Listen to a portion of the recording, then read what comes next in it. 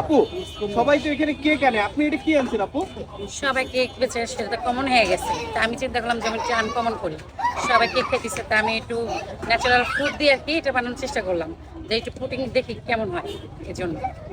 আপু, এটা হচ্ছে কিসের পুডিং আপু? এটা না ডাবের পুটিং। ডাবের পুডিং। আচ্ছা, এটা হচ্ছে একটা পাউন্ড হিসেবে বিক্রি করেন?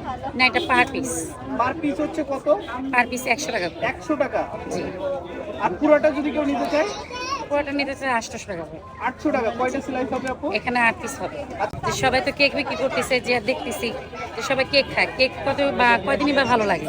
এই জন্য চিন্তা করলাম যে দেখি আমি একটু ফ্রুট দিয়ে কিছু করা যায় কিনা কেকের মতন। তার জন্য চিন্তা করলাম যে কেকের পরিবর্তে জেলি মানে সিস্টেম করছি।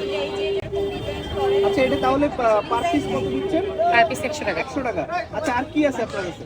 আমার কাছে আছে আপনার ডাবের পুটিং, ড্রাগন পুটিং। আচ্ছা আপু, আচ্ছা আপু, এই যে পুডিংটা আপনি বানাইছেন, এটাতে কি কি দিচ্ছেন আপু? এটা শুধু দেওয়া আছে আপনার ডাব, আর কিছু না, ডাব আর ডাবের সর।